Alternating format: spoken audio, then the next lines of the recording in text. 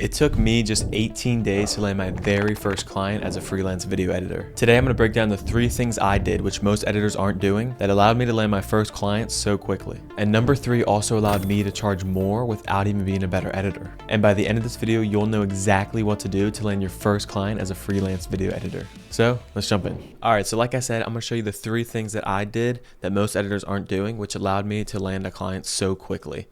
And it was my very first client in 18 days. I landed a copywriter that does talking head footage. And for each one of the 3 things, I'm gonna show you a real example that I did that allowed me to land that first client. So on April 23rd this year, I sent my first outreach. I took a little video here where I was showcasing my first outreach that I had done. Like you see, video April 23rd. And then just 18 days later, I ended up landing my first client. We chatted here on WhatsApp and then ended up moving over to Slack where I got my first video to work on for him. So now I'm going to show you exactly what I did during those 18 days that allowed me to land my first client. And like I said, number 3 allowed me to charge more without being a better editor. So number 1 in my system, do what most editors won't. So here's why most editors don't get responses. So when they send their outreaches, they only send a few in a day. And you're thinking, well, a few a day is enough, right? But the editors that are winning are sending 20 plus outreaches every single day. When it comes to outreach, volume truly does matter, and it's one of the most important things you can do. So instead of spending half an hour per outreach trying to get a 10% plus optimization for your response rates, spend that same amount of time just sending as much outreach as possible, good outreach of course. And so if that means sending double the amount of outreaches, you will quite literally double the amount of responses you get because you are sending double the amount of outreaches. So the game of cold outreach matters much more about volume than it does about optimizing each outreach. And if you do want to optimize, then you just go back through the amount that you've done, look at the ones that actually got responses and pick the similar points between each ones and then put those in all your new outreaches. And that's how you'll optimize using volume. Instead of trying to pick the perfect outreach, wasting time, instead you could just send as many outreaches as possible and then pick through the ones that did the best. This is going to contradict what I just said, but there's one trick that takes 2 minutes per outreach that triples your response rate. So this is much more worth your time than trying to send as many outreaches as possible. And if you pair this with volume,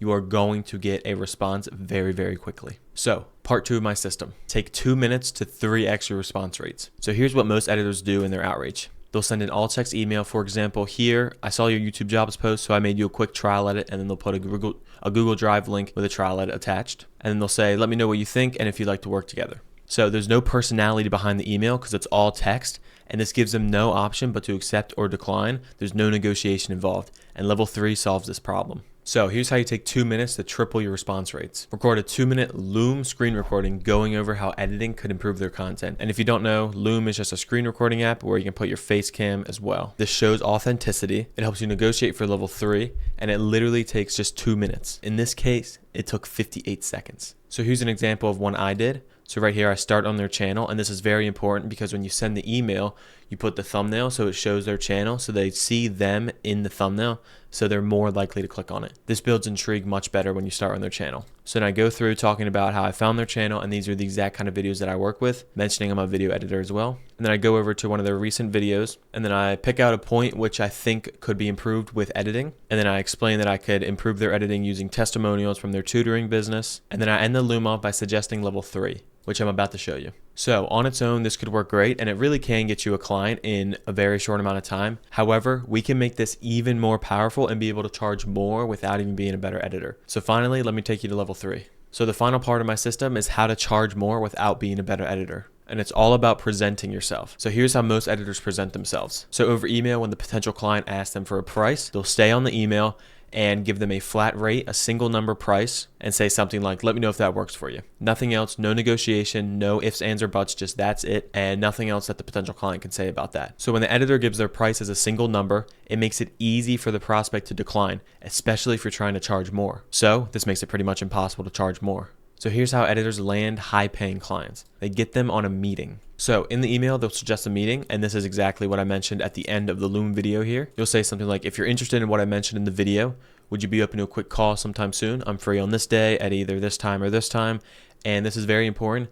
Put times in their time zone so you can find their city or state in like their LinkedIn or their Instagram, something like that. And if you can't find it, just put like Eastern Standard or whatever your time zone is. And then at the bottom, say something like, if those times don't work for you, feel free to suggest another one. So now that you suggested a meeting with them, this makes you much more authentic because you're actually looking like you're trying to help them and seeing what's best fit for you and them. Because then on this meeting, you can then negotiate price, terms, and different things like what they're looking for exactly in the videos, like what style, what animations, length of video, that kind of stuff. And you can discuss all of this on the meeting. But the most powerful thing about the meeting, and this enables you to charge way more than just staying on an email, is that you emphasize their pains. So you want them talking the most, ideally about their struggles and needs. And when you do this, this allows you to charge way more because their pain is emphasized.